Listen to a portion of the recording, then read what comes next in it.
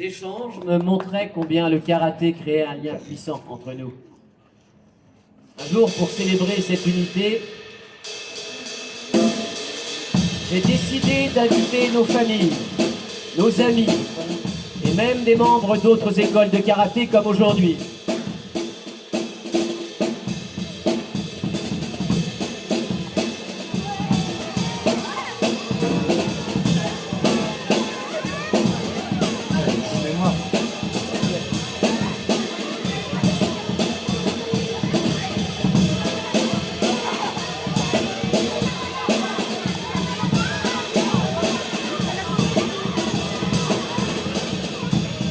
Nous devons utiliser ce que nous vivons pour apprendre, même en dehors du dojo.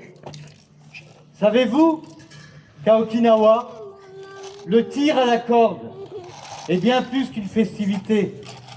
C'est une tradition ancienne, intense, presque guerrière.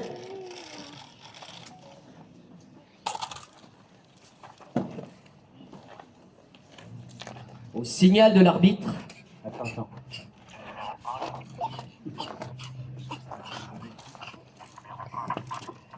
prêt. Au signal de l'arbitre, la lutte s'engage dans un tonnerre de tambours et de gongs.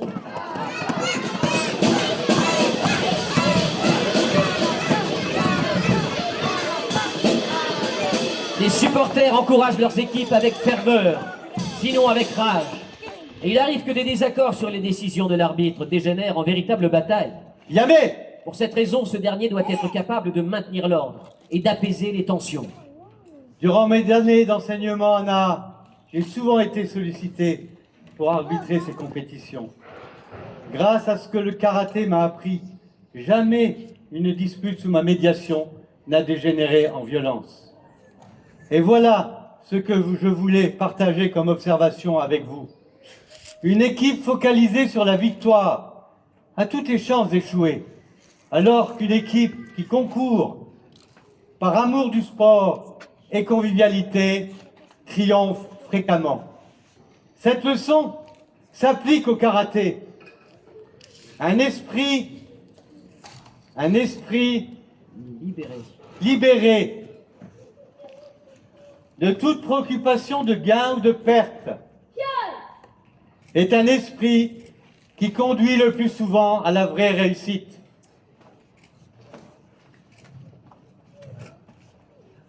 Le vrai trésor du karaté ne réside pas seulement dans les trophées, mais dans sa pratique et les liens humains qu'il forge.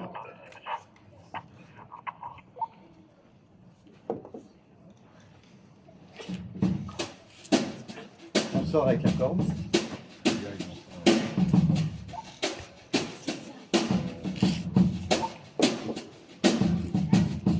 Ces rencontres constituaient une première étape. Une des meilleures idées de ma carrière a été d'organiser des ateliers intergénérationnels. J'ai invité des anciens pratiquants, certains âgés de plus de 80 ans, à partager leur expérience avec mes plus jeunes élèves.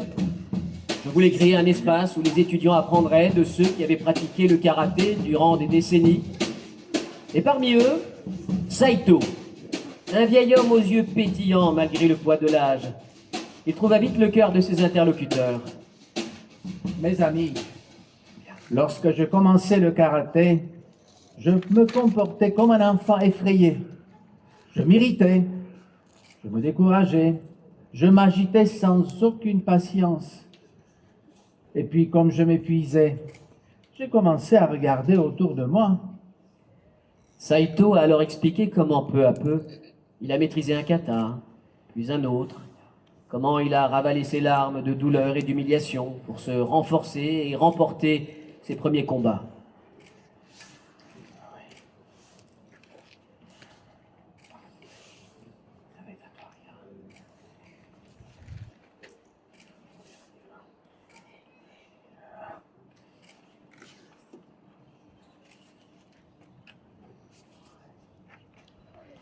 Une élève, Aiko, s'est alors redressée.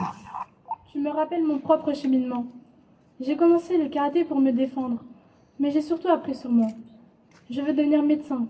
Peut-être le karaté m'aidera-t-il à trouver la force mentale nécessaire pour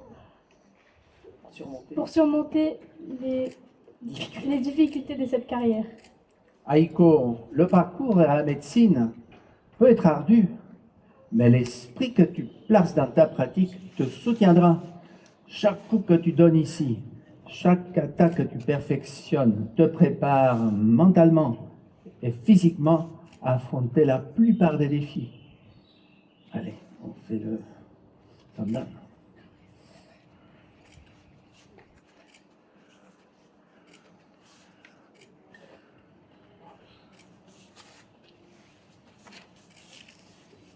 Ouais. Après cette discussion, un homme plus jeune s'avança et se plaça aux côtés de Saito, son fils, Akira. Les paroles de mon père sur le courage résonnent en moi, car elles ont changé notre histoire. Expliqua-t-il simplement. J'étais son unique fils, celui qui devait perpétuer notre nom et reprendre l'entreprise familiale du commerce. Mais j'ai décidé de devenir peintre, de devenir artiste et faire des œuvres.